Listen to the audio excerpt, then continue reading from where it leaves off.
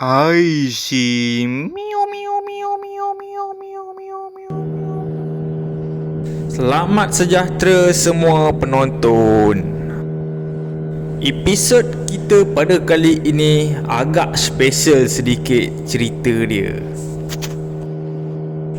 Cerita dia bermula begini. Aku akan pergi memancing berseorangan diri dan dihantar oleh tekong aku, iaitu Pak Yop. Tanpa melengahkan masa, aku pun memancing berseorangan diri dan mendapat sedikit cicipan ikan kecil yang berada di batu bom. Masa ni aku dah buat kemah, jadi tak sempat nak merakam cara-cara membuka kemah untuk teduhan seketika. Aku tetap teruskan memancing walaupun berseorangan. Walaupun juga membuka kemah dan mendirikan kemah mengambil sedikit masa sebelum hari panas. Target pada hari ini tidak mengharapkan terlalu besar dan banyak. Target untuk kali ini adalah bersantai-santai sahaja, berseorangan sambil menikmati udara yang segar, vitamin C. Walaupun ikan kecil, tetaplah bersyukur. Bukan selalu dapat mancing. Bila dah dapat mancing, kita perlu nikmati. Kita nak mancing pun perlu apply cuti dekat bos. Jadi jangan sia-siakan cuti korang untuk duduk bersahaja-sahaja. Dapat peluang mancing, kita kau-kau bedal mancing. Cuaca ketika ini semakin panas.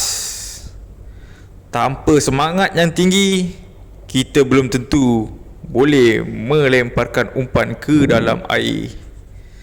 Tetap semangat walaupun panas. Unlock no species black bear. Dan tiba-tiba, masa ni aku terkejut. Tekong mengambil aku dan dia cakap, "Jom kita pergi mancing atas bot." Aku dengan tak bawa setup, bedal je lah apa yang ada. Jadi masa ni kita main bottom drift di spot terlarang.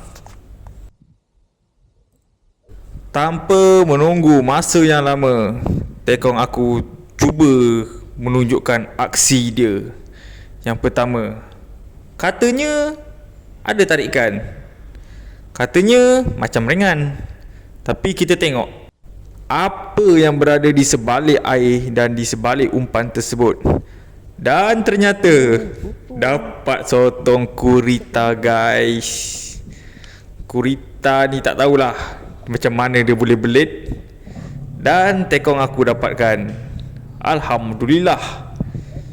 Niat nak masak, tapi kita dapat idea lain untuk dijadikan umpan. Kegemaran boron katanya. Direndamkan sedikit air agar sentiasa segar. Dan tanpa membuang masa, kita teruskan lagi dengan bottom drift. Kali ini aku pula yang menunjukkan teknik-teknik terlarang. Lihatlah sembatan tersebut. Dan kayuhan, sepertinya ikan kecil sahaja ni. Ternyata memang benar ikan yang kecil yang namanya jenahak. Aku perlu menstabilkan diri agar tidak mabuk ketika memancing. Contohnya dibuai oleh ombak. Kalau mata tak tahan, boleh mabuk. Kali ni tekong aku pula. Yang ini agak saiz. Tapi ikan apakah dia?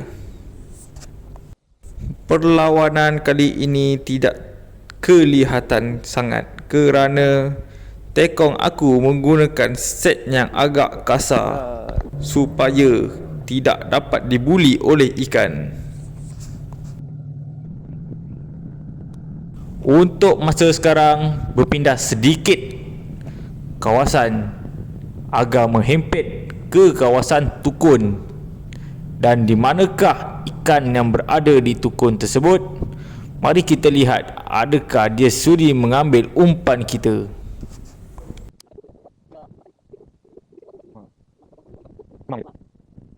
Angin ketika ini agak kuat dan tiba-tiba agak lenang. Angin sukar untuk ditentukan. Ternyata tekong aku dulu yang mengambil ikan di kawasan tukun tersebut. Adakah ikan yang sama seperti tadi? Mari kita saksikan. Ternyata benar, ikan yang sama seperti tadi. Ikan ni memang berjenis dalam kumpulan. Jadi tolonglah jangan melucut atau putus ketika berada di kawasan ikan tersebut. Tanpa menunggu masa yang lama, aku pula menjinakkan ikan di kawasan tersebut. Adakah ikan yang sama ataupun kumpulan yang lain?